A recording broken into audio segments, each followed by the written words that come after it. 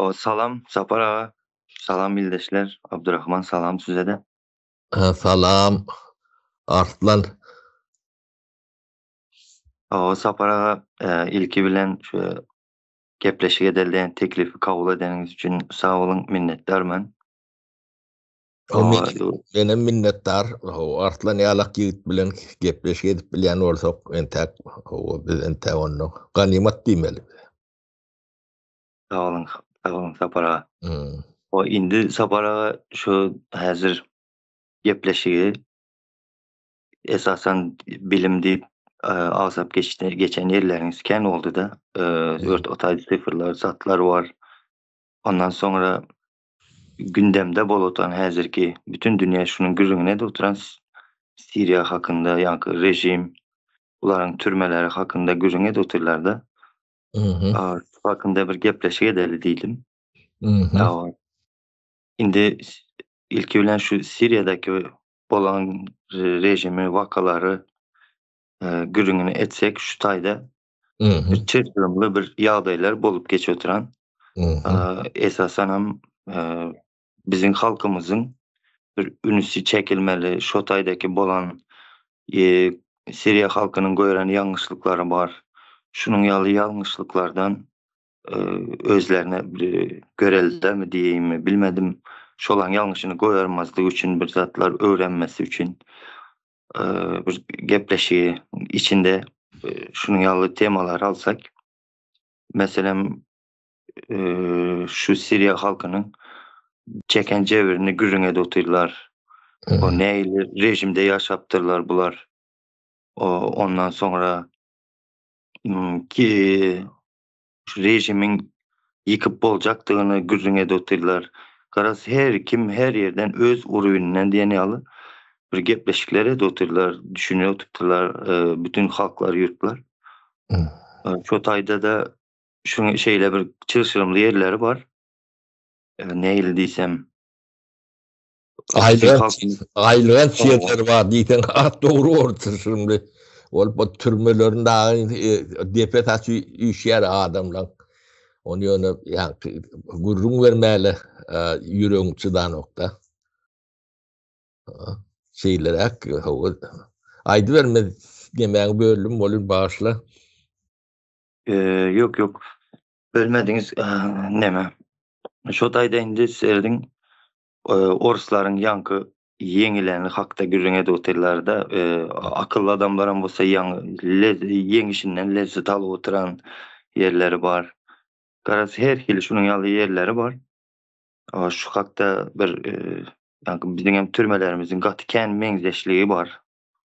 Esasen hem gynamaly yerlerinde adamlary tutup tutsuz, atsız ýok edilişleri, ondan sonra adamlar şu gynayan wagty türmede her hili aklyna gelmejek bir hili nemeleri ulanyp her hili himiçiski bolsun, tok bolsun, gural bolsun islendik zady ulanyp gynap zat edipdirler de. Bizde de edil şonuň ýaly kopya diýsem bolady, meňzeş diýsem, paralel diýsem bolady. Şunun ýaly yerleri bardy. Sapar şu hakda bir sizden fikirlerinizi alaly diýin. Sağ ol Arslan, o agyr temalar. O men ýöne bu sebäpler barada. Nirden gelýändi, näme üçin şeýledigini o düşünürjek bolaýyn öz başardygymdan, bildigimden ýa-ni rejim bilen ödem ýa-ni Siriýanyň rejimi ýalak ondan Irakda da Saddam'ın rejimi bardy. Libya'da Muammer Kaddafi'nin rejimi bardy. Onun Türkmenistan'da Niyazov'un rejimi, sonra Bed Muhammed bilen rejimi var. Onun Demirgaz Kareya'da Ýa-ni kim diýemi çok güçe ýigit bar. O bir de meňdeşirek o nemerek Yıgıtbağın kakadam şeyler aktı, kakadam. Bulun ne opşi bir mengdeş yerler vardır. Onun ortiyet, onun ağdalı ortiyedem ne şulun nemeti, şulun hem meçetinin bir kaptalına ors vardır. Doğuşunda, göreşinde. Demirgal Karayana nemeti. Demirgal Karaya bir vaatlar. Evet Sovyet'nin bir respublika tiyalakt. Kimirsen, şulun bağalar var ya da şu vaat kinemen. Sovyet'nin yakın doğusu, Karayan urşunlu günor tarafı Avrupa ya Amerikan yemetinde üstü Demirgal'ın Sovyet'nin şemsiyetinin altında üstüde dengeçtir verin. O Saddam'ın gelişim şonalaktır. Baas Partiyası Irak'ta da şovur Baas Partiyasıdır sosyal demeli görünümlü diyelle sosyalizm bilen kendi nemeleri yok. Yani Suriye'daki Baas Partiyasıdır. Hatta nemen Başar Asad'ın kakatı Hafiz Asad olmalı. Bu ne hem meçetinin yemetinde Ors Sovyetlikleri diyeyim. Sovyetlik sözünüm leksikonda salmalı. Şulun hem meçetinin arkasında düğünlü Ors Sovyetlikleri yani Ors demesi vardır. Tətiri. Onu hiç kim gidilip durun ok. Hemen düğünün Ivashov tip bir general vardır ortadan. O KGB'li nemeli. O Garuda da şun başlığı adam olay döydüyen. Analiz centerlerde de atlarda nemet diyorun. O şöyle yani Başar Asad'ın kakasının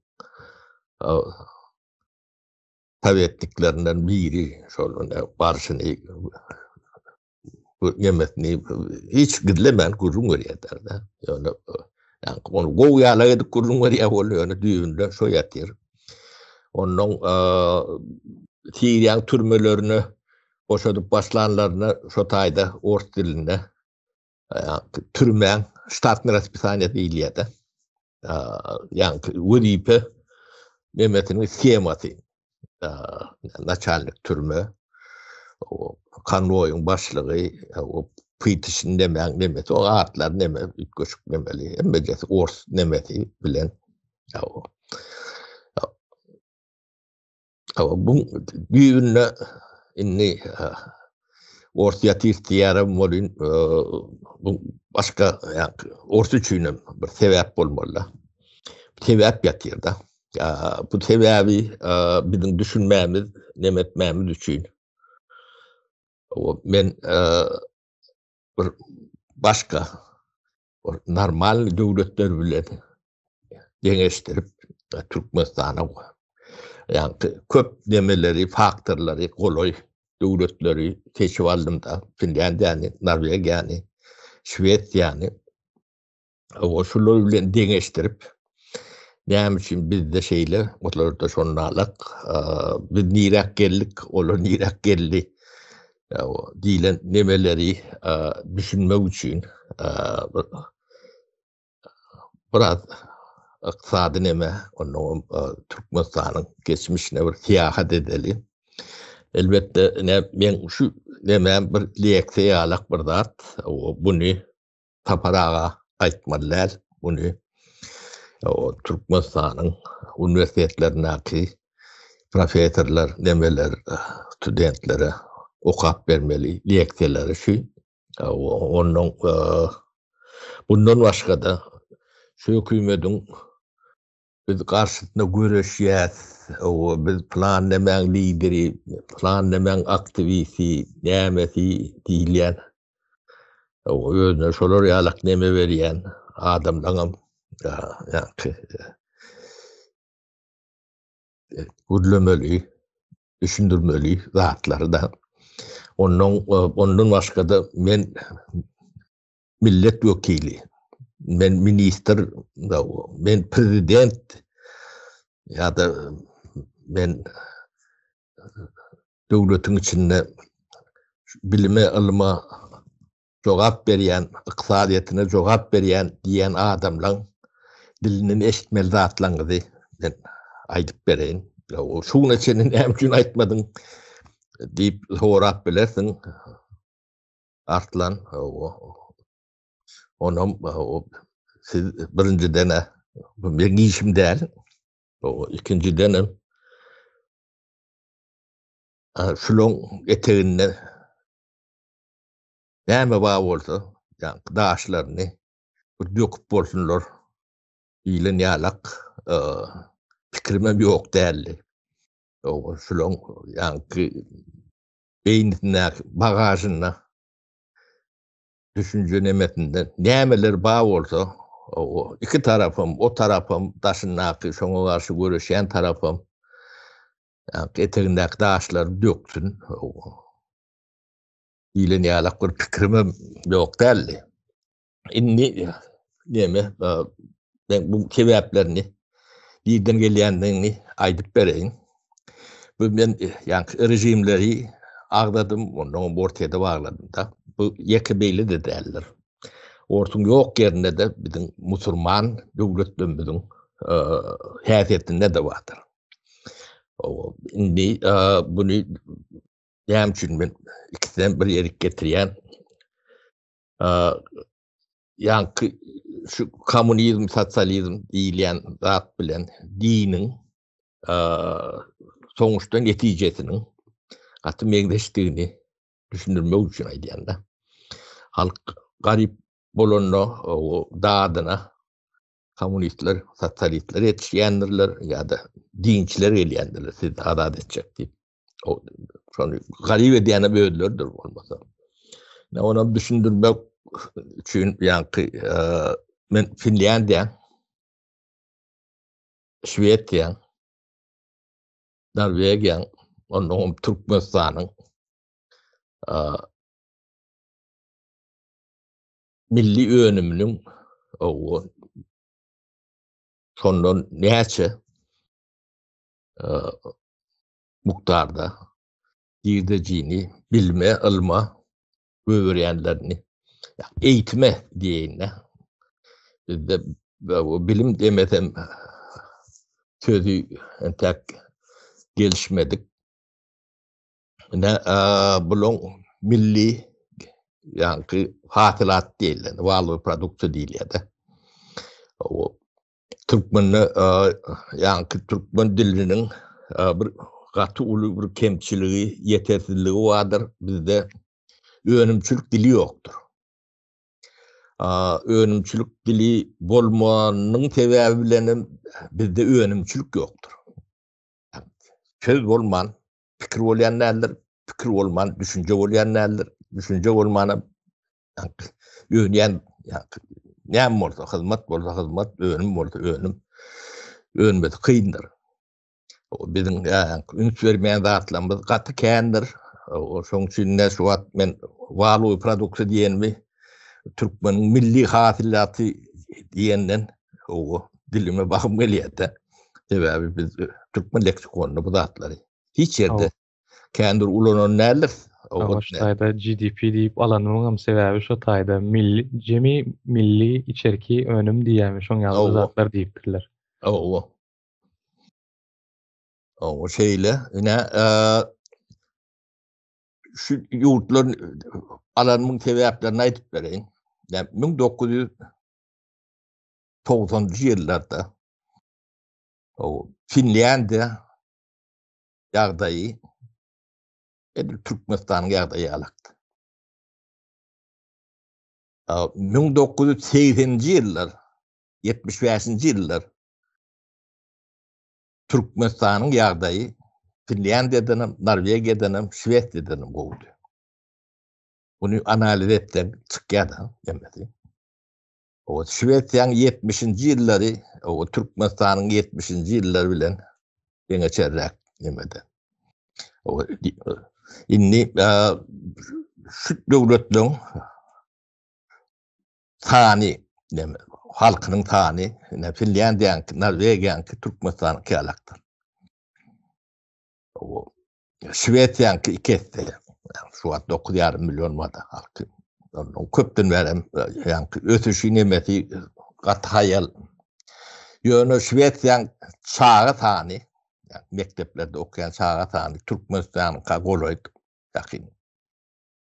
O Norwegiýany näme üçin aldyň diýse, Norwegiýanyň newti, gady, halkynyň sany Türkmenistanyň bilen nide ýeňeçerräkdir.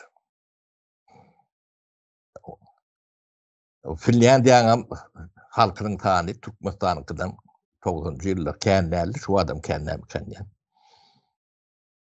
O ykdysadyýatyň gelişme demesem, o 92-nji 93-nji ýyllarda Finlandiýanyň markasy bardy, finski marki diýdi. Şo konvertirumy däldi. Uslovny konvertirumy nemesli. O biz alışveriş ediyorduk da. O Finlandiýanyň devtem ýok, gadam ýok. Ýaratmaýlygy ýok da.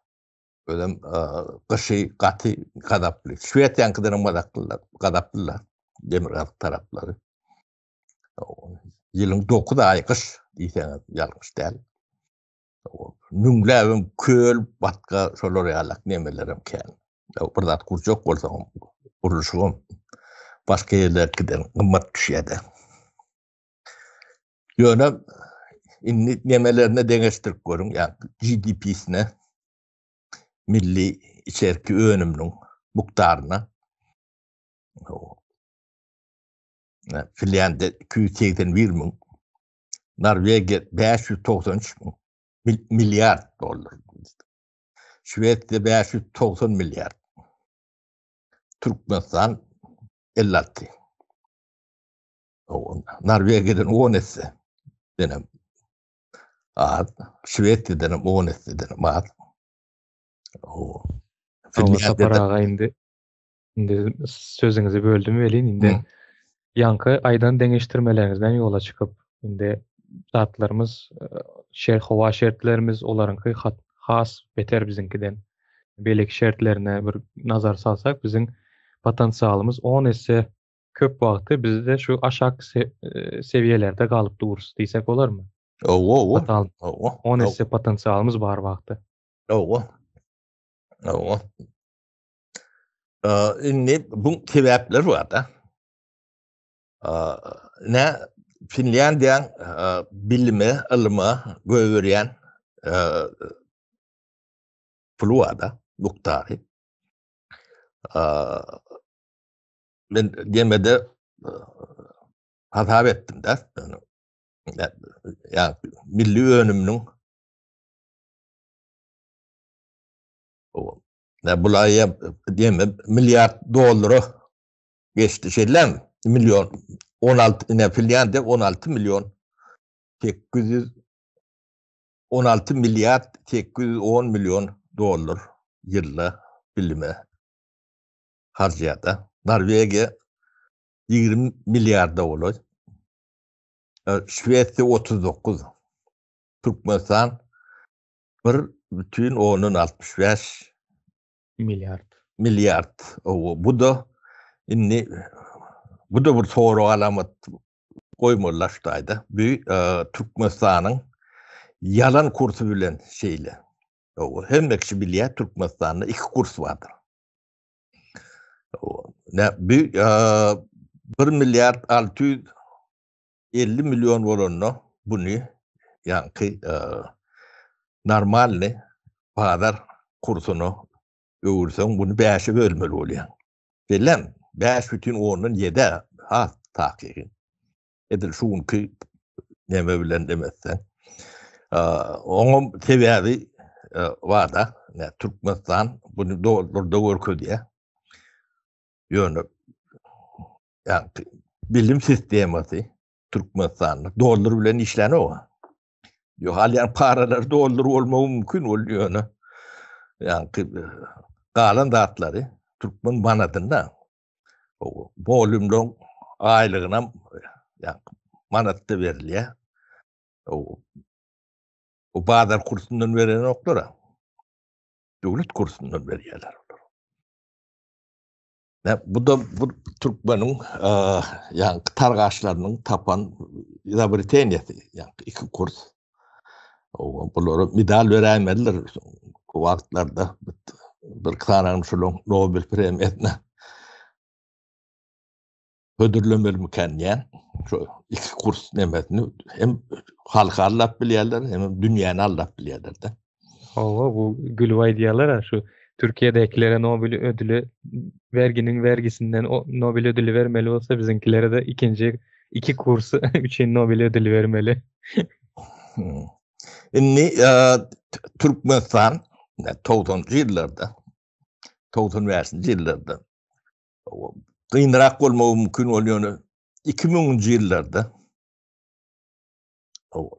yani mektebe yani bilme 16 milyar değil yani 8 milyar 9 milyar adından 8 milyar divalalı o göwört bilýärde mümkinçiligi var. O yıllar yani bilime 8 milyar göwörtün hakiki o yalan kurs bilen nälen hakiki kurs bilen nemelendi. O onun meşillen ton o bizim hem milli içki önümüz Finlandiya o Norvegiýanyň ýetinden yetmeli. Belki de geçmeli. Evet, şertlerimiz de müttür şu urakta.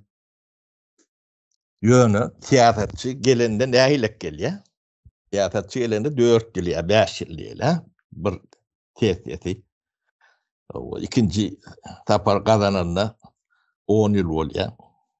O indi tiyatrçılar elinden filme verilecek 8 milyar dolar pul vardı deyip hata edeli. O yani tiyatrçının fikir edişini ya da Müslüman hatta mete şu Müslüman milletlerimizin fikir edişini emesi şeyledir. Ne sen elinde ne Murat 8 milyar var. O şun 1 milyardını yatırıp 7'sini oğurlap bilýär. Şun yöne 8'sini yatırıp 15-20 ýyldan o 8 yatıranyňa 800 ya da 500 milyar dolar gazanyp bilýär. Sen haýsyn taýlarsyň? Türkmen haýsyn taýlar? Ya da Müslüman haýsyn taýlýar? Musurmanı sorasanız başka cevabım bolar, maňa sorasanız cevabım başka bolar. Sebäbi häzirki görüp ýören zadymyz şu Hudaý bolsun ertir näme bolar bize diýen pikir bilen gezýärler. Bu yankı 7 milyardy sen hemen alıp bilýär. Bir ýyl 5 4 ýyl 5 ýyl o ýurdun başynda bolsa o 1 milyardyny belki de yatırım ettim. O guruluşu ettim deyip ucunu örködüp aňysyny alıp bilýär de. Mysal üçin aeroport Türkmenistan aeroportu vardır. 3 milyar dolar durýar da. Şoň bagaty 200 milyon dolardan geçen okdur. Şonu 3 milyarda sallym diýen, ýöne 200 milyonum ýatyrýan da. Ana şolar ýalak yani 7 milyonun ya da 8 milyonun 1 milyardyny yatıryan şoňa. Danin altından alýan, ogurlayan. O sen şonu edersinmi ya da 15-20 ýyl garaşyp yani ýurdun baý bolup ondan şondan ýyrdiji alanyňa garaşjak. O nesip belki. Akıllı adamın ýoly şunu geleceğe yatırım yapmak. Yani bu atasözlerinden biri vardır. Gaz gelecek yerden tavuk esirgenmez deyip. Ya şeyle bolin ýöne sen 10 yıldan nirde olacağını bilen o bir. Men yaşarım mı yaşamadım mı diyen. O bana o değer mi ya değmez mi? O yani şu elimde yumurtka var diye de. O şu o 5-6 milyardan az pullarla. O yılda 5-6 milyardı 50-60 adam paylaştı. O azat dele. O da yılla. Yani bunu ömürlük bolor ýalak, soňuna çenli bolor ýalak diýär. Men ölýänçem bolor ýalak etjek bolsaň, nädilýär? Şoň ýene-de 1 milliardyny gorky mehanizmine ýatyrylýar. Türme urarsyň, o milisiýaň sanyny köpeldörsiň, o taýda wagşyety biraz halk teninden gorkar ýalak edersiň. Yani ölýänçem ömürlük prezident bolýança dip o ýugran türk bolýar-da. Türkmenistanyň edeni nemeti o men öz böwrümde bu hazaplar hemmesi içinden kadam bolansoň gaty arkaýyn urlap bilýändir. O Türkmenistan o ýylla 8 milyar dollar adından ilyma bilime ýatyryp bilýärdi. Maýa oýup. O şo maýaň höwü demesi öwedi 10-15 ýyldan o 8 yatıran olsaň ýylla 800 milyarda para var. Önüm nemet bolýar, sebäbi adam ýetişdirýärdi. O inni 20 ýyl alaly, soňky 20 ýyly. O 8'in ýerine 1 milyard ýatyrýar. 7'si şuloň elinde. O onam 20'e köpürtsek 140 milyar dollar şuloň ogurlan pulu az däle. O nemetne çendi ýetdi. Ýöne bular mektep gurman ýerine türme gurdular. O muallim köpeltmen ýerine o milisiýa, prokuror, ýene şoňa meňdeş. O ýatyrym şo taýy etdiler. O ýurdy informasyon demeden yaptılar, şu zatları düşünmesin, bilmesin, akılları yetmesin. O birem zınkını çıkarmasın. Yani muallimler hali adaylarını aydıp bilenlerler, korkuyorlar. Korku. Korku imperiyatını görettiler de. Şunun için.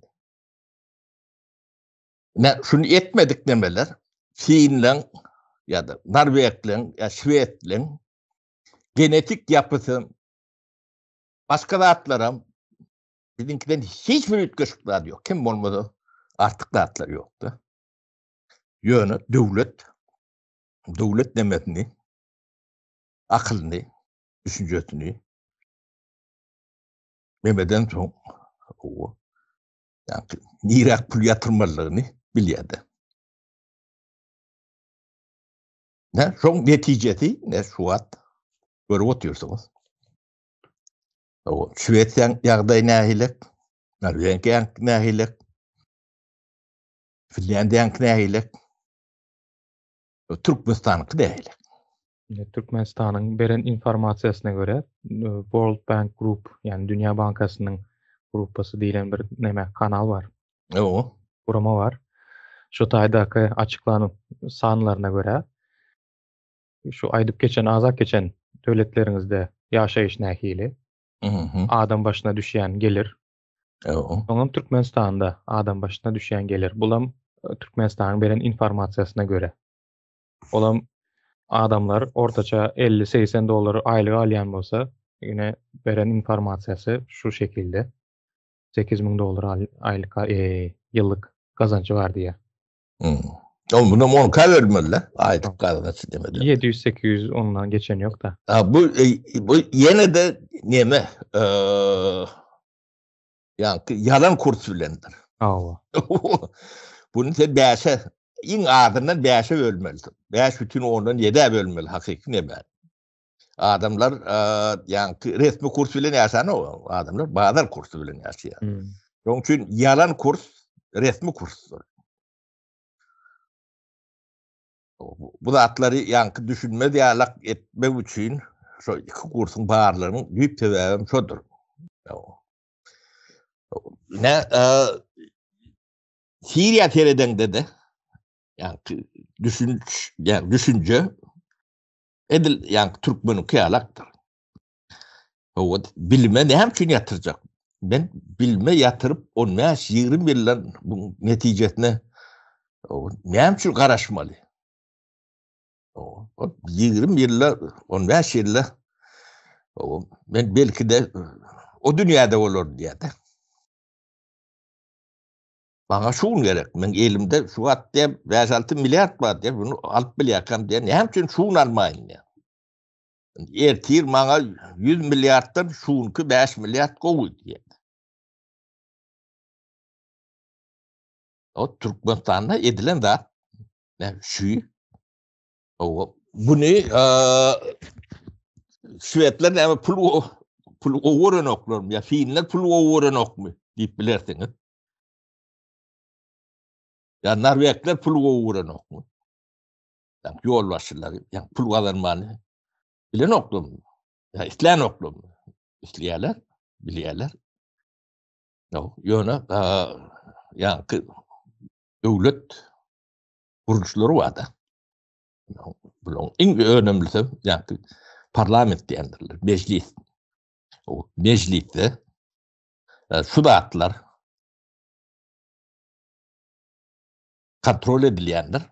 Onun şu gerekliliği şu mecliste halkın vekilleri yöne sürüyendirler. O biz türme yatırım yapandan mektebe yatırım yapmalı deyip bilendirler. Onun büdjet meclis parlament tatbik ediyenler. O sonra büdjeti hükümet büdjet getirenler bizde 1 milyon okuyucu var. Bu 1 milyar dolar az oluyor bu 8 olmalı. 9 olmalı, 10 olmalı. Hatavam şey, bizim maksadımız şey, bunlar yine de onun yaşıyla halka, Floryalak bilgili adamlar milyarlar yurda pul kazanıp vermeli. Deyip bilen meclisleri var da, hem meclisinde de vardır. Yani Türkmenistan'la biz meclis aradayken gururun ettik de şu tarih getirme için, şu gururunu getirme için ettik. Meclis şunu yok etmek, yani şu oğurluğun yani ilki aşaması, yani altyapısı, fundamenti, şu meclisi, cüv meclis etsen, onun kalan oğurlukları rahat edip oluyordu. Seni yani sorgulap, bağırlap, talep edip, görün zat kalan nokta. Yani Türkmenistan'ın meclisinin eden, halkın eden hizmeti şu nemeden ibarattır. Bu ayrılan şarttır. Koşadırnak içindeki hizmeti. O hizmet yani elbet hizmet da. Onun yalanın nemeti şudur. Onun şu zatları görkezmezlik için neyle çareler geçirirsin. Özün olsun. Yurt yaparsın. İnformasyadan mahrum edersin halkı. Seni bilmezsin. Şu yapık nemen içinde de Şveç'te bilme şunca pul yatırıyorlar. Bizde de şunca deyip bilen yok da. Bu informasyaları internette olmasa alman bilen yok da. Çünkü şeyle oluyor. Hava saparağa bu aydanlarınızı bir hovadan oylap tapamız yok. Bu bolan zatlar. Misal için bize informasiya yetiren adamları üstüne basış ediyorlardı. şu bizim Milli Halasılyk Komitetimizin bir agzasy Umida Bekçanowa. Şonuň ýakynlaryna da edilen bir nemeler bar, basışlar var. Olam howatan tostanyp tapylan zatlar, bolan zatlar. Eger isleseňiz şu taýda diňledibem bileriz. Dinglet neme? Häzir şu taýda men başladaýyn. 2-3 volt dursalar menzilime o 2-3 volt ama 110-120 volt olanlara depkime kaldım da ola hayşey. Kaçan vurdular sana onu? Kaçan seni deptiler? Nerede deptiler seni? Ne hakkı var depmeke seni? Seni deperler kim? Sana o voltu tok uracaklar kim? Ne sebepten seni uracaklar ola? Sebep vardır sana urmaklarının. Uzat deme o öttüğür o egzaminlardan öttüğür yani uzatlardan öttüğür o iyi uca adama lazım öttük Osman uzatlardan. Tamam da sana şu 25 yıl seni kamyumuz diyenler kim olar? Kim ayttı onu sana 25 yıl kamyumuz deyip sonra siz taçebilesen 25 yıl kamyacaklar sonra sut mu olar? Ular mı rüşvet etedi? Sut rüşvet etmeli 25 yıl kamamasını. Kim ayttı onu 25 yıl kamyumuz deyip? Bana şunu ayt kimlikini. Sonra bir kere elindeki telefonu almaka nime haklar var? Nime için aldılar elindeki telefonu? Kim aldı? Sonra nime için aldılar? Yalana buzuldu dediğinizler, o nime korkup buzuldu dediğinizler, hani o minseler telefon verip kayıttığınızlar, nime sebepten aldılar sizin elinizden öz telefon, yani özel eşyanı nime için almak hakkı var? Nime için verdin telefonu? Yani sizden prese gelip çıkın son ayda siz nime için verdiğinizlerde. İlaç yok, yani ilaç yok. Şöyden çıkabilirsen de sen nimşe dersin oturasın mı? Son 25 yıl şöyden doğru çıkıp gidevermeli, ilaç yok. Duyduruş ver lazım, ben yine bir kez aydatmam size.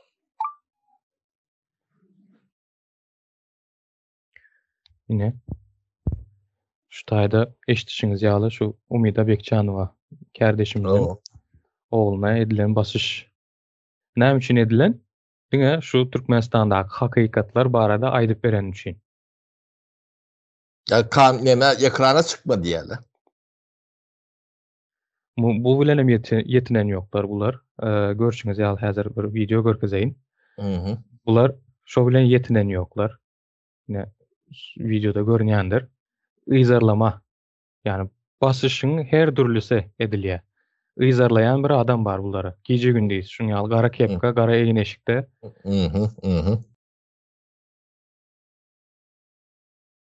Gije gündeýiz yzarlap ýörýän adamlar bar. Aklyňyza gelip bijek islendik basışlary edýärler. Eň soňunda da ine şu nemeden soň ýene bir ses ýazgysy var. Onu hem diňledeýin häzir. Dürli bahanalar bilen 15 sutka diýen zady ýöne şu taýda näme bolup geçe häzir şonu hem diňledeýin size. Sizler gerek olsa canım benim koyun ben öz akşam kulağım bilen öz gözüm bilen eşittim şu da. Hayır canım mene canım hayır. İndi şu kanala İsa çıkmasın yani sizin adınız boyunca İsa çıkmasın canım benim hayır sizden. Ne hazır ne canım benim az emmeze alan bu carede zonu etmen kemineden adamayındı. Hayır sizden etmen canım benim bulaştıratsaz emmez adam. Sırımızı başka yere çıkarman hayır denemezsin oğlunuz canım benim bizden 25 yıl gitmeyiniz istotan bolsanız edeverin onda. Edin nime etseniz hoş mu? Son bizlerden geçeverin bunu. Bize razı gitsek 50 yaşımızda gelemiz son. Boldu keşik zat yok. Koyun canım benim koyun hayır bir dürüst bolagayın bir özünüz hemmemizi bulaştırı gidiyorsunuz. Bir özünüz hemmemizi bulaştırıyorsunuz. Bir anda ama yadınızdan çıkarmam ularım. Var ne ulan yerde emme dokument var boldu. Emme zat var ne ulan yerde emme dokument var boldu. İndi özünüz görün sonra özünüz yamamak lazım. Benim işim derdim yok. Ene canım benim yanlışman biz Erdoğan'a paseçke ben otutsuz hayiş hayiş geremez is adam koydurmam ayrılın hayiş hayiş sizden canım benim hayiş edin şu iki oğlunuz iki aktınız edeverin şola vajını basa edeverin toka yani edin nimeksenize benim işim derdim yok siz bilen boldu da var geremez hayiş etmen nime beyla bolsa mine şu seni hadi tuttu etmen akşam lesiz ada yıkıldı canım benim etmen Etmeyen hemen kellem dertten çıkan yok, problemadan çıkan yok. Hemen nüçe çam bilemiyorum. Şu kaç babamsa çıkmaz mahsin dinem aşo bile. Şu 15 sutka diýilen bir nemede edi bilen ne diýerler? Psikolojik baskı bolsun, başga Ana deme yankı Saddam'ın ya da Asad'ın yani türmelerinin o türmü işgallerinin ediyen adından hiç ütkoşuk değildir. Yani ne umuydan oğullarını kasış görködüp şolar yalak deme değerler şu adam oğullarının biri türmede yatıyor diyen şeyler. Doğru fevral ayında onam yok zat üstüne yüklep, güneye yüklep, oğurluk ettin deyip onam basıptırlar. O diyememişin yankı ekrana çıkıp yankı gurrun etmeliler. Umuyda neyle gurrun ediyor? Kanun var arada gurrun ediyor oturuyorlar. Şu etmeli o etmeli değerleyenler yani haydi kanun bilen haydi düzgün bilen etmelilerleyen onun aydan okur. Yani sağlanıp batış her mafyanın işleşi alak yani terör nemeler şeydi işleyedi. Hazırak açıklama vereyim şu tayda. Yanvar ayının ortalarında bulara böyle baş edip başlayalar. Yöne Umida Hanım bunu ortaya çıkarmaya, hiç kime belli etmeye, yöne mu garamazdan kayta tersine özünün çıkışlarını köpeltiye, özünün göreşini güçlendiriye. Hiç ile ize kaytmak yok, zat etmek yok. Buların alıp baran oyununa onların zatları bilen oynamalı değil. Onlara karşı köpman göreşmeli. Kayılı olup otursan hiç ile neme olan yok bularda. O bunun yani beyleklere göz için ediliyor da bu datlar. O da şey diye sizden teredin diye de. O ne Başır Atad'ın türmelerinden yani Sidney türmesinden 30 yıl otup çıkan nemelerim var, çıkarılanlar var da. O kakas dövrüne batılanlarım var. O dünyanın lirak varanın unudan adamlar var. Onun bunun yani Sovyet demesi bağır olsa, tehtir bağır olsa, bunun hem de pres hatası vardır. O pres hata diyendir. Yani urup yencilip yani canı benim dip kıyıp durur yala diyendirler. O bir o yönü Asad'ın türmesinde hakiki presem vardı. Onu görkezdiler. Şu preslen aşağına ölen adamları koyup mınzıradıp o kağıdı ala diyenlerden. O toňuny utilizawa etmeli. Bu ýerde gömmeli nemetmeli şu taýda iyi zat kalmasın deyip. Onun o da yani abyon kendine 100 miňlap adam giden. O şoň üçin yani krematori diýär adam ýakylýan ýeme gurupdurlar da içinde o da var. O ene Türkmenistanyň oğudan nepeti ýak beýlek türmeleri meňdeşdir, işleýiş prinsiplere meňdeşdir. Men 3 tane doğum o. Näçe geçti 2002-nji ýylda. Ne habar var, ne öltünü verdiler, ne öllü diýdiler, ne diýirsini görkezdiler, ne neme diýerler, men ne diýir şaýat. Özüm şol adamlar oğlanlar var, inim tanagam menden uly. O üçtem alımlı, bilimli adamlar. O yankı şu atki Türkmenistan'ın kabinet ministrleri var da. Şolun hemmejetini goşoňda şolun oğlunun birinin demeti yok da agram yoktur. Alım bilim iş basarlık düşünce nemetinden ähli o Türkmenistan'da şu kabinet ministerinin hemmejetini terediğin bir gaptarını mindirin şu üç adamyna bir gaptarını mindirin. Agar basmasalar o hakiki ediptin dip biler. O bulun avliyanam bilgili adamlar avliyalar da. Yetiştirilen adamlar. O bizim Nemeden yankı Kirya'dan hiç rütköş gelimiz yoktur. Şoň üçin bu beýle dowam etip bilmeye bu nimetini biz bilimden başladık da. Nirak yatırım etsen değerlik netice alyan. Kirya'nam yankı ilmi bilime eden maliyeti yatırımını deňeştirsen yankı alakla açık. Ortadan her şey etsen sonunda açık. Bu näme üçin bir döwlet, bir halklar bay, beýlekler garip, bilen demen yankı Nobel alan ýigdiň Daron Bey nemesine şular ýalak nemeler. Gurrun berýärlerden Nobel berilýär. Şu datlary analiz edip gören adamlar nemesine.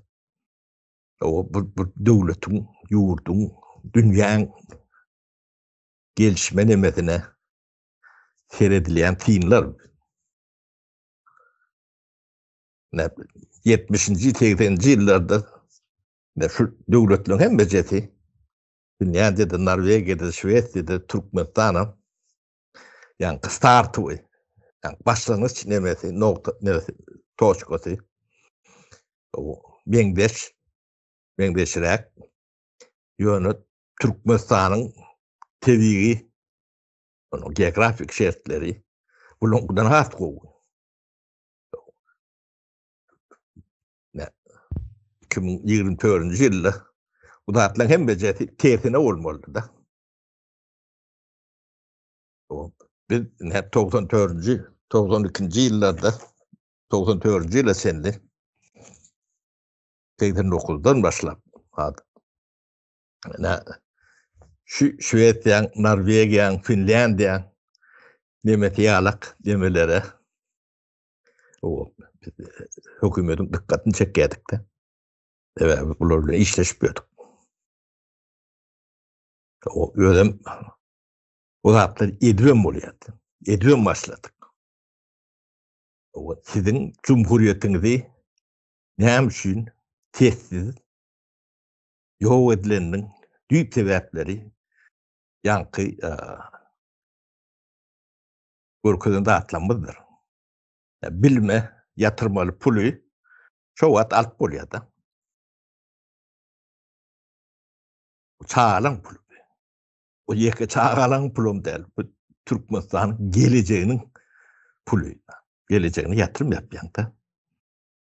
Ol yankı ilmi bilme yatıran da şunu yatırdın ertir alyan bilen zat bolanokda. Ilmi yatırsan, bilme yatırsan o näş 20 ýyldan soň ödülünü görüp bilýän da. Türkmen buna dayanar mı? Men 20 ýyldan bu ödülünü görjek, men görmejek mi? Maň üçin belli däl ýa-da. Ya bir siýasatçy eder mi? Siýasatçy 4 ýyldan soň başga siýasatçy gelmeli. Onu yani yaptırmı, yapmandırmı onu bilecek, eşecek, görecek adam yok da. Yani devlet mekanizmi, devlet kuruluşu näme üçin wajyp yani şu zatları ýoňlanmasy üçin yani güýçleri ilkulak üçe bölýändirler. O kanun çıkarıcı, yerine yetirici, onu adalet, süýt. Şu ikisi, üçüsü birleşdi mi, bir adamın eline geçti mi, devlet adalçygy diýilip hata edilýändir. Şonu şu wagt ýetesel, şu tagat çözülmese, yani Siriýa ýagdaýyna, yani şu moduna geçýärdi. Yani devlet kuruluşu Şo moda geçiyor. Yani gelecekte ösme, o halk yetişme modu değerlendiğin tersine 1%, 2%, 5% adam yani kazanç etme, pul kazanma. Onu demetme üçüne korku sistemine yatırmalılar. Onu bir adacık yatırsan yetiyor. Onu kalan demeti bolon eline ödem ömürlük şu rejim yıkılança devam ediyor da. Bolon yani biznes projektinin logikası var. O da bunların tamtı adamlar değil. Bunların ticaretten başlık ya. Bizim Türkmenistan'ımızda 94. yıldan son esası külçe oynameleri pullu yerlerin hem de ticaret targaçlığımızın eline geçenler. Tinet gören. Hem de atları, autobiyografiyalarında içinde vardır. Bunlar onun 5 yıldan gelecek, gidecek, araşıp bilecek adamlar değil. Hiç verir. Onlar yani düşünceden yoktu. Badar Kom. Türkmenistan'ın iktisadiyeti Badar Kom'un elinde. Hakikaten Badar Kom. Yani Kozumradov diyen, hem Kommet Meyf diyen. Badar Kom. Aga Khanov, Badar Kom. Mağazınçı, mata mağazınına yani Kırımta vardı mağazının işker. Sağlıklı bilir olur. Hem yani fikir edişlemesine seni biliyor. 10 yıldan olacak daha da karışık adamlar derler. Devlet bulundu karışmalı oluyor. Karışmasam ne? Ya suratı önümüzdedir. O nesederken önümü öndürüyorlardı. Norveç'e. Onu bir etti başta. Yaşayacağım şundalık bu ya.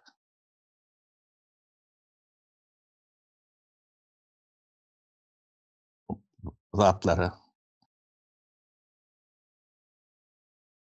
düşünmesek biz içerik var bilmiyoruz.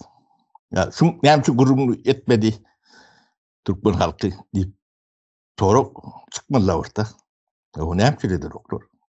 Benim soruyan. Şunu ne? Bu toparı devlet yurduk içindedir. Bu topar daşına görüşen oluyandırlar. Yani şu ürünleri etmeden o sizin görüşünüz onu tasıp yerine başka birini koyardı. Şunu var ya. Bu yemesinde de günahkarlarının yani şöyle bize karşılık korkuyoruz bizim tarafımızda olsun deyip onun artlarını, nemelerini yani funksiyolarını yani bulmadık yalak deme diyorlardı. Meclisin üyelerine o adam yalak. Hiç var. Yemetmendirler. Yer ve taat etmendirler. O kötü söz. Yani yer ve sözü maydan okur. Yeni yalak. Yani tıpayi. Yani şöyle yalak. Yani cemiyetin içinde tuğru çekerlerdi. Cemiyetin beynisini şuna hazırlayarlar diyeyim. Yani şu analizleri o kim etmeli? Sen geleceğine yatırım yapman. O hep kovuyarsın. O bunu yaptırımı yapmadan oları partiye gidip buraya da. O partiye. O partiden direkt bir de yok. Onları okumalı. O kâr almalı, hüner almalı. O bilgisini geliştirmeli. Yineltmeli. Yok, olur partiyedir. O olur saklar yalan militan köpürtmeli. O Bilikten köpelden soň olan demetini cezasyny has gorku demetini isteder ýalyk. O türmeler nemetmeli. O türmäň içine dowda howurmaly. Adam çok ağzından gorkmaly. Oğudun nepebilin gorku diýerler. Yankı joglaryň sesini eşitdiňiz mi? 20 ýyl basacakdylar diýär. Eje çykma ekrany diýär. Haypyň gelsin agtyňa çogulugma diýär. Basyp diýdirýärler. Ömde giri bizim aramızda bolup duranda. O arzu bastılar. O keminen hem şey ettiler. Nereden Muhammed? O beylekler hem şunlarla. O 2002 yılın yani 20 yaşında yavru vardır. Ona mı şey ettiler? Ola çok kulminatsası. Hemen. Yani şu arada yani şunu inceleli sebepler nereden geliyor? Bilen, yeme bilen meşgul olan içinde daşınna. Topor adam, şahsiyet. Gördünüz mü? Ya. Yani şu da atları ben yani, kârim oyuncu. 89. yıllardan ben analiz etmiyorum adam. Sonra gurrun vermiyorum adam. Bu adama oğur diyeli, oğur değerlerini tuğut ettin görsün. Ben bir işimde delli yani. Yani taktikalarım şoldu. Sen onun diyor değerlerini tuğut et diyelerdi. O bir diyor dikkiri, bu duyamam diye de. O diyor değerlerini sen tuğut etmeli. Olur değildi, utordu gitti. Geçik gidiyorlar. Cevap veren datlarım yok. Yani yurdum gidip barayan yere ne gördünüz ne? Ne şu surat suat gören adamı var. Milli önüm. Önüm öndürmen kovuya sap olmayanlarını. O.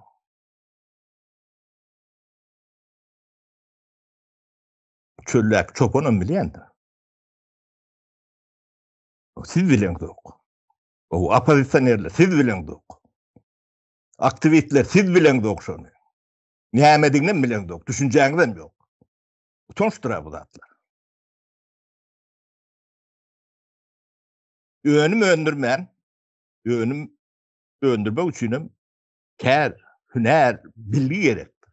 Şu bilgiyi bir yerde verilmeyen oldu, şu bilgi yok. Şu bilgi yok oldu, şu önüm yok. Şu önümçülük yok. Sizin kazanacak yani emeğinden yok. Yerin aşağının çok dursun altınız, kızılınız, kağıdınız, neftiniz. Bilgi olman size solun hiçbirinin peydası yoktur. Delili vardır ayda. O ne? Sizin targaçlarınızın eden işi şey. Niyeti şey. Sizin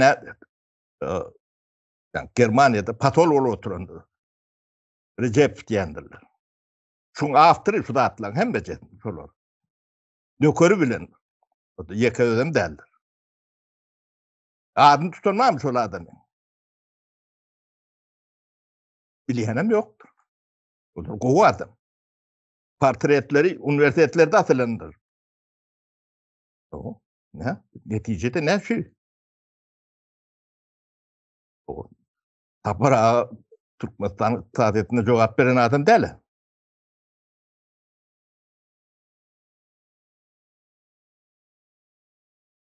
O. Siz ankı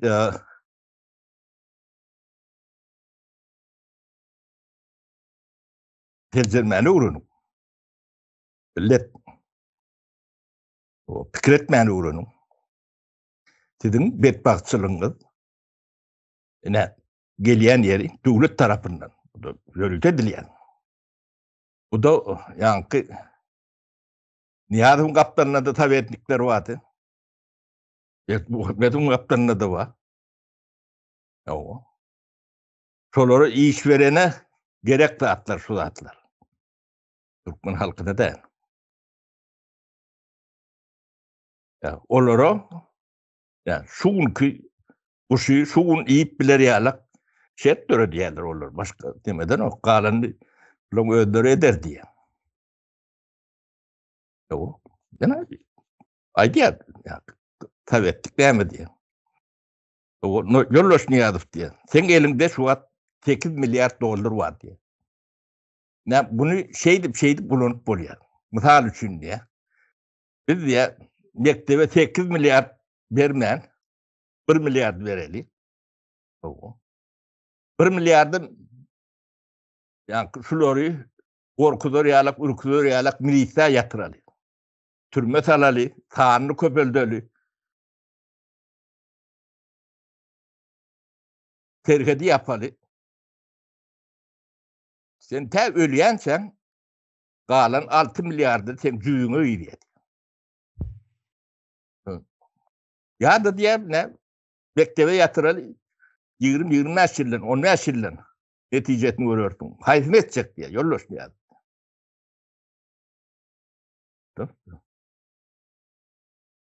Şu an elimdeki kuş diye. Elimdeki yumurtko diye. Ova bu Leonid Ivashov'un ham aydan bu Sovetnikleri barada yana bir gatladık geçeli. Yani Bu aydıp berdi. Şunyalı Sovetniklerimiz vardı diye. Ähli yerde Sovetniklerimiz vardı deyip birer aydık geçe onu. Hiç gizlenem yok. Şimdi şu Sovetniklerin neticesinde gelen yerine görsünler. Sonra bizdeki Sovetnikler dinläp ýörenlere olar da bir seredin diýeriz. Ne size Sovetniklerin neticesinde sizem şoň ýaly bolarsyňyz diýip bir ýatlatma bereli. Sebebi aýyň 7-sinde, dekabrın 7-sinde delegasiýa çlenów Soweta Federasiýy diýe. Yani bu parlamentara işlerinin zatlary Sovetnikleri barypdyr. Biziň sahna meclisimizi bir Sovet bermäge barypdyr. Şonda onda taýarlanyberin. Ine Asady da Sovetnikler kömek edipdi. Sizem şu Sovetniklerin gepine gidip oturuverin diýip şu taýda aýdasym geldi da. Doğru. Yani bu Sovetnik demeti gatı täsirlidir, önemlidir. Yani Sovetniň diýendi etmesen o yani Saddam ýalak bolýandy. Ya da Muammer Kaddafi ýalak bolýandy. Onu yani sana konsultatı berip ýörenleňem o täsiri eli kömegi bolýandyr. Ben ne size o Afganistan barada o Afganistan'ın en son gün emesi vardı. Prezidentleri familyası şu an yardıma düşenok. Bizim oradımız var, ağamız o Afganistan'da 9 yıl kulluk etti de. O 3 yıla yani uruş başlamadığından ön 6 yıla son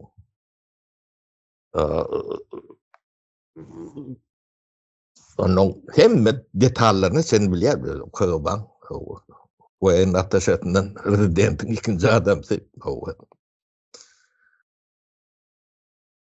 şu adi adıma düşen ok gelir nemesi şu Amina öldürdüler ağzına yattık nemedi. Olmasa Amerikanlar işleşip başlattırlar da yani konsultantlar etmediyse yani Sovetlikler vardı. Onun beylikli geliyor. Onun ola katı akıllı kendi. Günay diyordu. O siz ne mi diyeceğiniz de deyin diye yani Sovetliğini diyordu. O Sovetliğinin biri yani orad. O ne mi diyeceğiniz de deyin. O yönü öldürmek diye. Ben aminyalak öğretimleri yok diye. O hakikaten son yani Taliban ikinci sefer gelenine o käbirlerini yani tankın nemesinden duğulasından asıp boyadılar da onu alkaçtılar. Yani Moskvada ölünüm oldu. Şu beni öldürmen ne mi diysen diye dinleyenler vardır. şol atadım nirek kaçtı. Moskva kaçanlar. Yöne atadı Moskva'da taklap bilmeyen. Yani türme meseleleri vardır.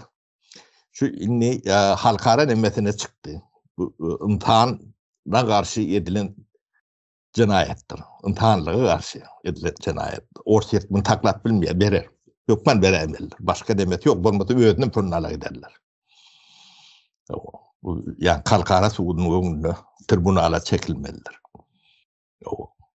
Türkmenistan pırnalı. Açılsa şeydi o. Yani görülmese yani informasyon daşına çıkarılman şey basıp taklap bilseler o gidip dur da bilinir o. Yani Sidney türmesinin Şam'ın merkezinde bir şehrin içinde 30 kilometre demir gazında diyelir. Yöne içinde ne molyanını bilmese halk tuğrunu kesip diyor. Tam edip, toy edip, öğlenip diyor. Çağa yetiştirip diyor. Bilmeden şeyle oluyor. Arada festival geçirip yördüler, muzikalini festival. Onun Damaska'da, Şam'da ortlar, yani Tiriyel'in aristokratiyalık yaşap gören ortlar vardı. Görüllü hükümünde. Etkerler, maskalalar oluyor, öğüdler oluyor, çağları, demeleri. Giden kasta ol yetişiyedi. Ama Türkmenistan'ın çepronu alaktı. Haydi ortada Republika'nın nerede şeyledi. O parti bölün orta bölün neldin. Ne? Kızıllerle ıkbalı şeylere biz şun için fikir etmeli öğrenmeliyiz. Onu ümit etmeli. Bir günlük değerler. Şun elimde ortalan nemesi vardı. Ne bir ptitsa elindeki yumurtka sinitsa demeleri vardı. Şu elindeki henki diyedi.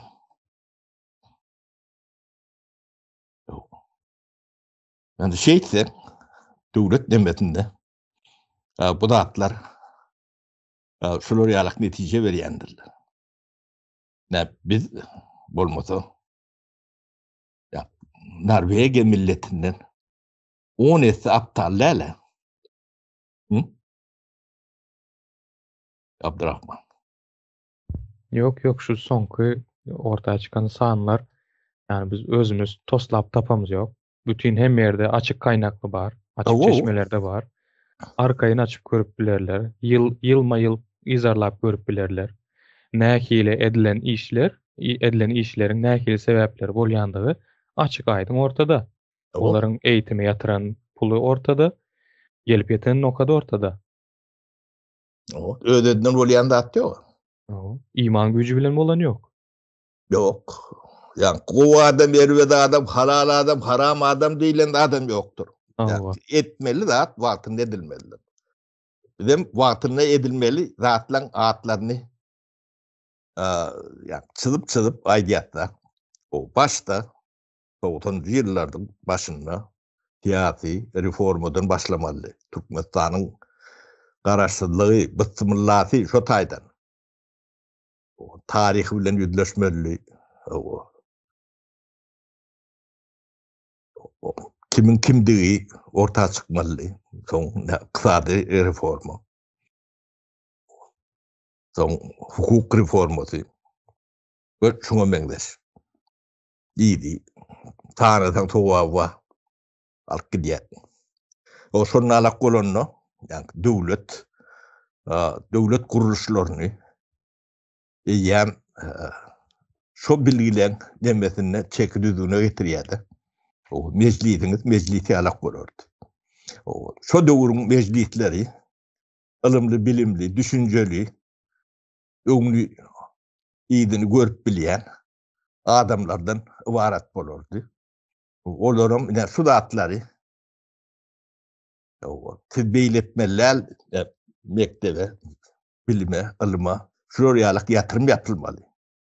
Bolmasa bizim geleceğimiz yok diýirmeli. Çağalara party ýygdyrmaly, lidermeli, giýmeli. Ne? O bu zatları ettirmezlik üçin ýa ýuwaşlyk bilen sesli sizin cumhuriýetiňizi ýykdylar. Hakykatdan cumhuriýet ýykyldy. O bir cumhuriýetiň ýykylmagynyň ýüweti şu wagt demek görýärler.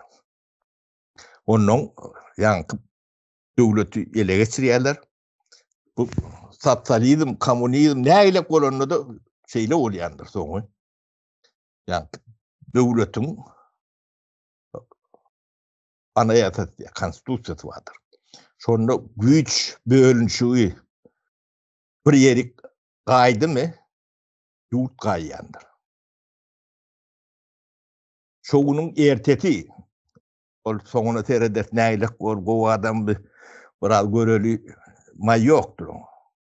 Güç bir ýeri geldi o milletiň enesi urat diýmekdir. O näile güçlem bolsa ýykylýar. Soň ulu betbaççylygyň üstüne etýär. O bularam şo güýji saklajak bolup ýanky jellatyny güýçlendirir. Ýanky politeski döwlete urmalylar. Bork imperiýatyna urmalylar. Şoňa ýatyrym ýapýarlar. Ýani Suwat Türkmenistany ananmasaňyz statistikasyny o zor edip alýaňyzmy? O diýär. Özüň iş edip alýaňyzmy? Mollumlaryň sany Gorky imperiýasynyň üpçül edýän adamlaryň emetinden kän azdyr. Sapar ağa sany barada aýdýaňyz, ýöne pikiriňizi böldüm ýöne başdan. Sany barada aýdýaňyz onuň kalitesi, onuň zadam önemli. Hile önemli. Ine siz aýtdyňyz, o pagta orsuň çağasy pagta giden ýok diýäňiz. Ýöne muny gorayan milise diýäňiz. Ýöne ýene bir faktor bar bu taýda. Öz ornuna çağalara uğradýan muallimler var. Gitse ölermi diýen jogap aldyga. Özüne jaň edip. Gitse ölýärmi diýen jogap aldyk muallimden. Şolaryň görüp bilmeýän zady bu. Neme? Ýanky ýatyrym diýilýän neme? Ýanky bollum kalitesine de ýatyrylýar da. Ýöne ol sanyna ýatyrylýar. Ne Finlandiyada şu wagt dünýede iň ýokarky ýerlerdäki bilim sistemasy bar da, eýitim sistemasy. Ne kandidat nauk diýilýär da. Şeylem demedi. Şo derejäni tawşyrman çağalan ýanyna göýürlenir. Ol ýöne rida ýokary bilim mutordundan mollum diýilen demedenem geçende. Mollumyň statusy jemgyýetde. Yani premier minister bar da. O şoň statusundan ýokary ýa deň. Şo derejede. O sebäbi netişdirýär. Netijede mine sifirde görkezdir şu wagt. 300 milyar dolar içki önüm öndürülüyor. 300 milyar. Türkmenistan'da 59.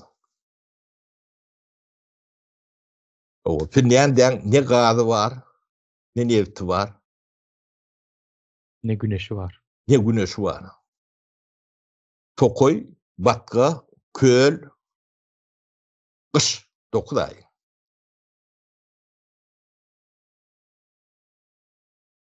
Finlandiya'nın 50. 60. yılları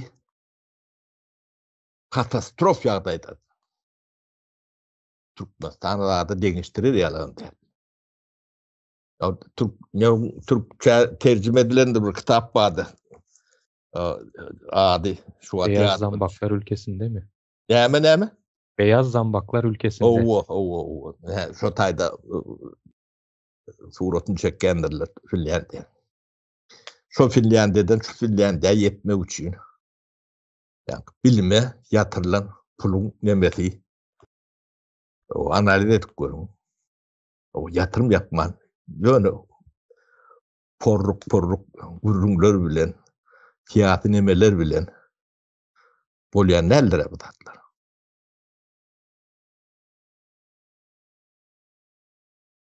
Ana artlarını gürletmedik biz. Yok Sapara mikrofonumu açıp yaptım. Sizi bölmeyin deyip dinleyip oturdum. Böyle. Son yankı kardeşimiz Umide Bekcanova, Umidecan Bekcanova kardeşimizin maşgalasına, çağalarına edilen basış. O bir görünüşü de bunların her hili ondan başka hilem tuzağa düşürüşleri var. Şoların birisi mesela muht versen hem gerekmeyecek zada $10.000 var bunun arkasında diyen yağlı, şonun yağlı tuzaklar hem guru oturlar bular. Onu bir koşayım dedim. Ondan sonra yankı mağa çılşırımlı bolunup görün oturan yerleri deydim. Şu yerlerin hem köpsi düşünüklü boldu. Yankı hem mezatın esasında bilime yatırmak sebep olup duran eken de bilime yatırılman şu dereceye geliptiriz biz. Şu bilime yatırılmasa yankı seni cennet alı gideceğim tapılıyor eken. Ondan sonra seni korumendip koracağım tapılıyor eken. Meclisem yankı halka hizmet etmeyereken gorku salıp gecelerini seni kovulacağım var eken, tuzağa düşüreceğim tapılıyor eken. Ama şuların hem meciyem yankı özümüzün Türkmenimiz de şu tayı ingine o elken şehri şu tayı özümüzü kıyna Türkmenimiz ede oturan şu işleri. O hem mesem yankı bilime bağlı eken de şu bilim bolmasa yankı yalı diktatör olacak olsalarım ya bolmayacak olsalarım diktatör bolayan ekenlerde. O birisi mesela bana şu bilime yatırılan yurtların birisi Japonya'daki bolan neme. Şolar ösen yurt olan için o prezidenti çıkarıp karar aldı da nemeye. Ne oldu? Adetten dışarıya deyip şu 6 saatte çekmedi. Şu tayda şunun bolan nemenin aydası melatan yeri şu. Kareye olmasın o. Kareye ya Günört'te Kareye. O Günört'te Kareye bağışlan. Günört'te Kareye. Son şu taydaki 6 saatte yetmedi de şu tayda özü etti mi özü çeksin. Kanun işleyen eken de aslında. Kanunun o tayda eden işi var. Meclisin eden işi var. Bu tayda da neme şu hemmesinin aşağında yine de bilim var eken de. Ondan sonra yankı basışa oturanlarım özümüzün Türkmenleri hakkımızda açacak bolatan yerim. Şularım köpsi oğdaşımızdır. Belki bir domda yaşayandırız. Bir padezde yaşap çık oturandırız da. Köpsi yani çağalarımız ile çağaları oyna oturandır. Mektebe barıp gel oturan. Şol adamların eli bilen etil oturanken de bu işler. Yani gorkunu sal oturanam, kanunu boz oturanam, türmede presli oturanam. Hemmesi şular eken de şunu koşayın dedim. Doğru Arslan o aydılacak da bu temadan katı keyenler bu neme yani üniversitelerde yukarı okul aylarına, orta okul aylarına aydılmalı, lekte verilmeli nemedir biz yani yemelen uzman nerle ben yani praktik ben önümcülüğün adamsın. Ben tiyatrçıyım. Halat gören adam değil. Doğru aydayım. Dünyada yek gören adam. Gürlap gören, boş gürlap gören tiyatrçı. Onun için elbette akıllarım çıkya. Onu yani kat selçen çıkya. Yani populizm nemetini ulanıp hetine hayvat verip oğudan qartıqlı, qatsumlu, dili biraz çenesi işleyen nemeler, dünyanın bedbahtçılıklarının 70-80% şolardan gelýändir. Şonu bilýänler. Onun yani Niyazov 9 klas edecek deyip yörün döwürlerini hatırlayan da şu nemani nem için hediye onu tizi altın atırda yaşatacak diye. Yani hüner vermen ne altın atırda yaşatacak deyip bir soru veriyse olur. Şoňa hiç cevap demedim. Tok sen oğru diye sen o zaman yarak soru vermeli hakkın yoktu diye. Sen ilkulek diye özüň düýe dälligini suud et diye. Bana şunu sendi şo demani neme diýendirler. Şo kodr oýnýandylar bizim garşymda elmi da şeyledir. Bir opşy neme yani diyeyin yani ulanılan bir şablonlu metot nemesi o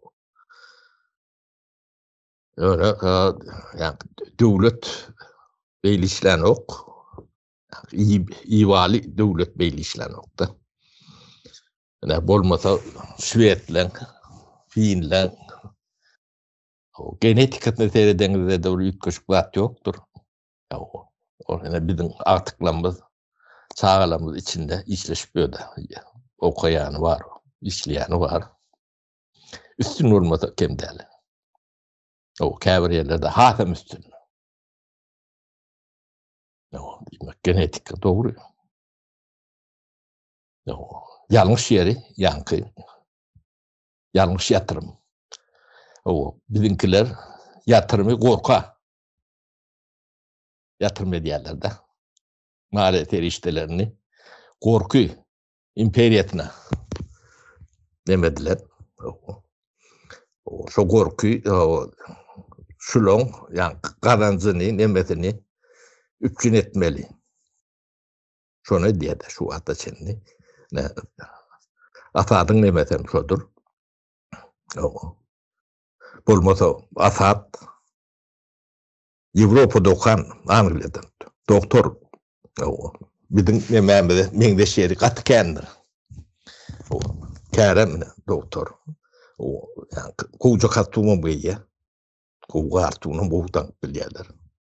O taşından görüňde ne Avrupa'da alın bilim alan o gartukly aristokrat sıfatlı o bundan hiç erwetlik çıkmaz imajını birdiler yalak ekranlarda da şol yalak padesti diýerler.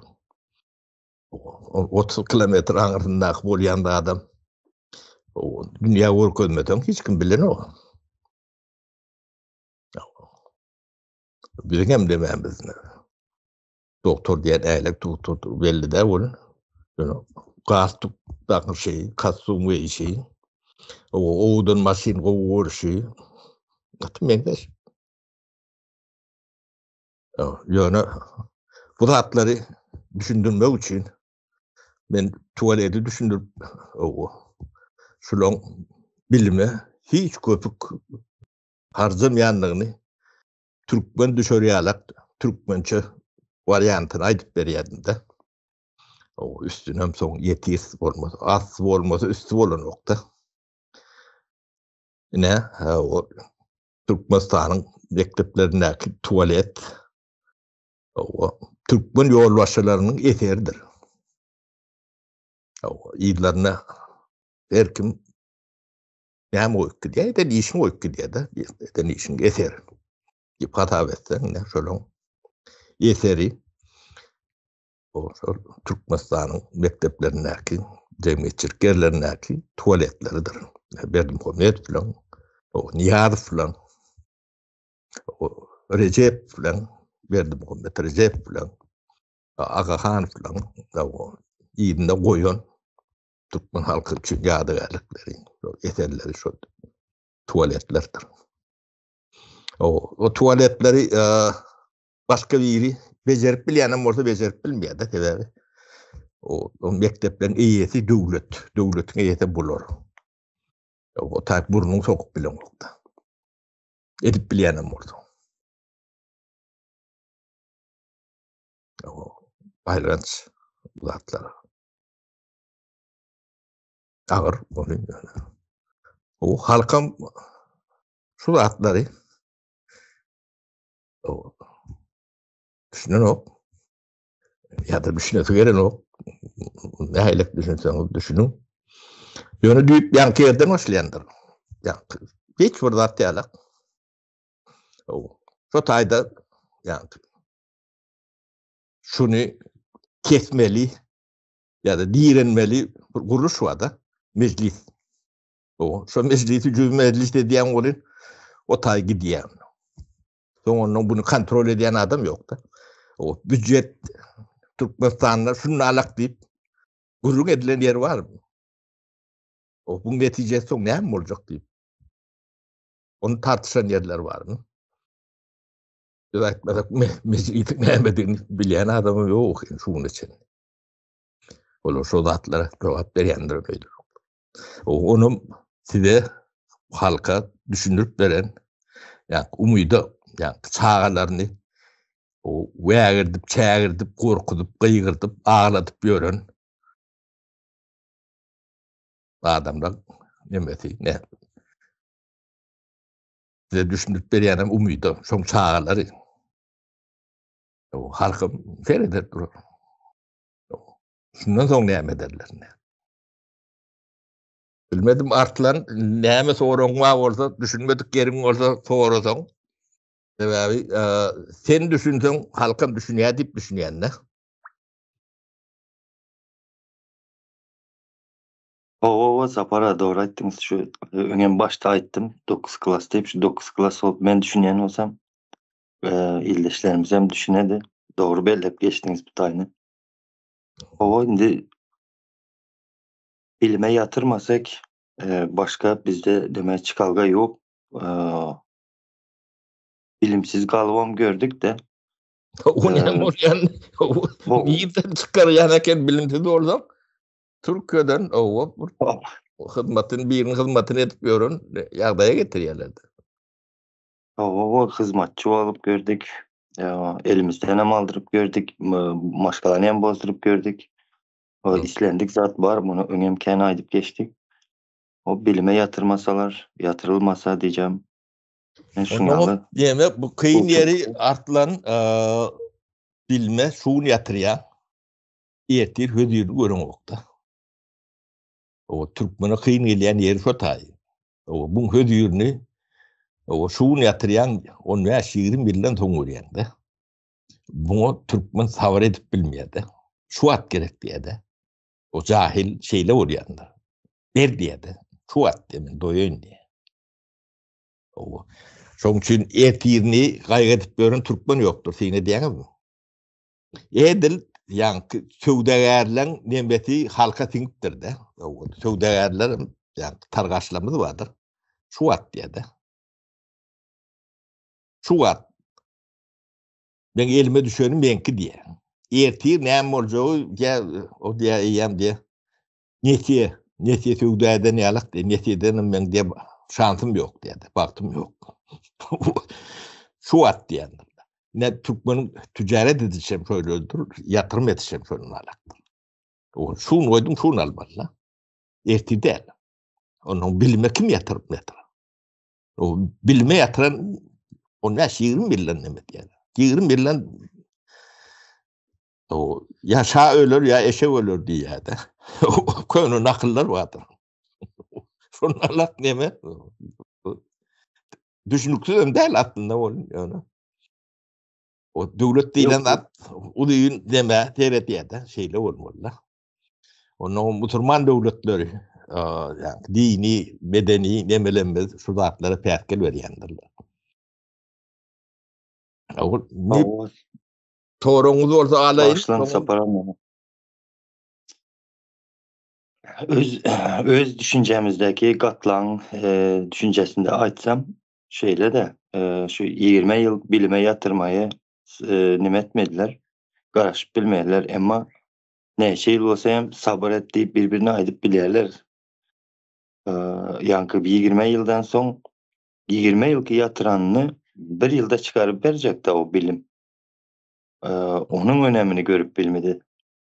Ondan sonra yankı ilimi öňden bir ulanıp gelmediğimiz için hem kıyın geledi bizlere de şunun ýaly yerlerinde düşünmeye. Ama düşüntüren adamları da dinlep bilmeýäs. Şuň ýaly bir Tavrımız çeşirim yok. yetkenlerdir. O, Yine şu gurrunga da oturtuyordum, batı önemlidir. Şu bizim şu gurrunlarımızı dinleyen bilen bir aydımay diyen ya da bir yalanaç tabi diyen emedi. Onlar çetti kendir.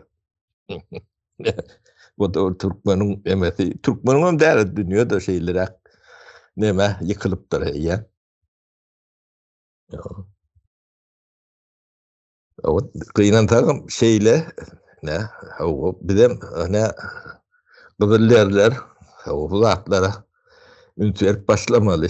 O yani dünyanın kuruluşu şeyle başkaça bolunok. O biz İslam'ımız bilen bolunok. O ilki o yatırım yapmalı. Ne elini taşın aşağına koyun diye de o elini taşın aşağına koymalıdır. Ödediğinden uleyen da yoktur. Onun taşından gelip kömek edecekler o arada kelam söz aydayın. O taşından gelecek sizden beter Türkmen nedir? O size kömek etmek için Türkmenden beter Türkmen olmalıdır. O taşından gelen beyle ot bilen o. O Türkmen söňüz. O Türkmenliň güzi bir adam ýalak. Neme etmek için özgür etmeli. Hemme zat. O şeyler hak olmalı. Başka da yardımdan çıkan dağıtlarken yardıma düşen rahatları gepleşkede stayda bir umumi yankı deme düşünüklü bolonduroy diyen bilem ok artlan sen o düşünmediklerin olsa yine de yemet ben yaltan man sonra verip bilersin. Hava sapara indi şeyle bir zat vardı düşünüklüye boldu. Emma şu beyinde bir keli bir avtomatik görünüşe gelince yani avtomatik özüne işleyen ýagdaýa gelince biraz wagt alady da. Ondan sonra indi häzir edil şu wagt sorak gelip duran ýok dogrusyny aýdyn. Indiki soraklar do gelen wagty belli bolarym. Ya yine de haýyş ederin, soraryn, çağırma nimeýe, gepleşik etmeýe, şonda bererim kalan soraklary dörenini. Bor, sağ ol. Ýöne näme? Ýene de bir zat ýadyma düşdündi. Soňum bolsa aýdyp geçeýin. İlk ölek bilimi, bilgini kabul etmek üçin yani beýinlerimizin nemesinde bir yerlerine neme tapýança neme etmek üçin biz ilki dilimizi geliştirmeliler. Onu diýen üçin geliştirjek otaýdyn pul geleni o diýýär Türkmen. Yani dil gelişmen fikir gelişen ok. Yani okuwa pulu yatırarlar. Yani dilin olmadan onu kabul etler. İşte yani bilimin demeti has men ait beren yani demelemden çumurdur. İlki dil şeyle bir önemlidir. O şu önemine o düşünme de kıyındır onu gatı önemlidir. O dili östürmen tenagatın östürüp bolýanlardır. O tenagatın östürüp bolmanam ýanky alak derejelere yetip bolýanlardır. Bu da yatırım talep edýändir. Wagt talep edýändir. Bu da iştir. İnne bilen uygadan ýala iştir öyle. O hiç yerde görünýänler, men sana diýip sana kazanç berýänler. Yani bu önemli. Düşünmemiz gerektir. O bizde ne Türkmen demesinde öğrenimçilik dili yoktur. O öğrenimçilik dilimiz bolman bizim öğrenimçiliğimiz bolmaýar. Öğrenimçiliğimiz bolmasa da yani görkezlen netijelere yetip bolmaýar. bu şeyle değerli yalaktır. Zahirle şeyle görünüyorlar. Zahir tizanlılar. Bir diyor. Hani et de diyor. Du şantın. O bulur ne mi val dedi o tüylü. Yağdadık diyor. Hakikaten oğlum beyinler bu zatlar alanına bakmaya diyenler. Ya, bu zatlar kıyımdır. O yönü etsen boluyandır. O bunu düşünmeyen edip boluyanlardır. O şu zatları düşünmeyen o eline devleti verin. İşte durma. Zaten bir vet olmamı mümkündür. Onun koracak olup yankıyarak yine de türmülere korka yatırım yapmalı oluyorlar. O ne Türkmenistan'ın nemesindeki betbakçılıklarınıza siz yani korku sistemasındaki işleyen adamlara borçlusunuz. Şu vaktinde altın asırın değil.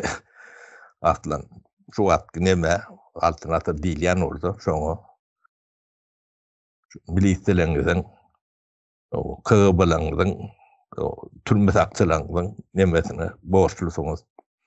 O şeydik kuturayel atlan nemen sorun yok bolsa. Bolar sapara cemleyelim. Biraz vaktan bolupdur. Ova sapara yenen bir gezek sağ olun. Gepleşe edeli diyen teklif kabul edeniz için. Sana da sağ ol. Sana da sağ ol. O Abdurrahman'a da sağ ol aydeli. Abdurrahman sağ olsun. O neme artlan Suat sen ekranın ağırsınna. O men berdinne. O meni geçen son yerimiz salşart. Men ağırsına geçerim. Abdurrahman king berdine geçerdim. Bu iş şeydi işleyendir. O sağ olun, sağlıkta görüşelim. O çıkan nemelerinize de çıkaran neticelerinize de onu da sağ olsun aydiyan. O atlan sağ ol. Sağ olun size. Şu güne çenle düşündürüp gelen ekstraktif institutlarına hem inkluziv institutlarına hem şu zatların bugün detallı sanlar bilen düşündürdük. İnkluziv institutlar bolanda nähil netijelere getirip beriyor. İnkluziv bolanda näme yatırım yapılıyor. İnkluziv bolanda Türkmenistan'ın nähil yerlere gelip bilerdi. Şu zatlar baradaydık geçtik. Adamlar bundan bir netice çıkararlar diye bir umid etýän özüm. Böyle bugünkü gurrun zatlarınız için sağ olun. Sağ olun. Sağ olun dinleyeniniz için. Size de sağ olun. Hem ben de sağlıkta görüşelim.